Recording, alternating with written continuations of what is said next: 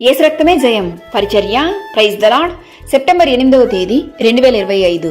ఈరోజు దేవుని వాక్యము. మీ అవమానమునకు ప్రతిగా రెట్టింపు ఘనత నొందుదురు. యెషయా గ్రంథం 61వ అధ్యాయం 7వ వాక్యము. దేవా, నా నిరీక్షణకు ఆధారము నీవే. ప్రభువు నామమును బట్టి ప్రార్థన చేయువాడెవడో వాడు రక్షింపబడును. ఎటువంటి సందర్భంలోనూ దేవుని సన్నిధిలో మొరపెట్టాలి. అవమానము, దుఃఖము, వేదన, నిందలు వీటికి ప్రతిగా రెట్టింపు ఘనతను మీరు నొందుదురు. దేవుని వాక్యం ఇలా సెలవిస్తుంది. నీవు కన్నీళ్లు విడిచుట చూచి తిని నీ ప్రార్థన నేను అంగీకరించి ఉన్నాను. ధైర్యము తెచ్చుకుని బలముగా ఉండుము. యెహోవా తన ప్రజలను ఎడబాయువాడు కాడు, తన స్వాస్థ్యమును విడునాడువాడు కాడు.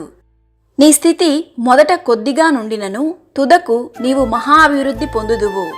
ఈరోజు ఈ వాక్యం వింటున్న ప్రియమైన దేవుని బిడ్డ, నీవు ఎక్కడైతే అవమానింపబడ్డావో అదే చోట దేవుడు నిన్ను హెచ్చించును. ఆయన నిన్ను తలగా నియమించును, తోగగా నియమింపడు.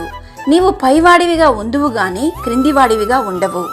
ఆయన మీ దుఃఖాన్ని సంతోషముగా మార్చునుగాక. ఆమేన్. God bless you.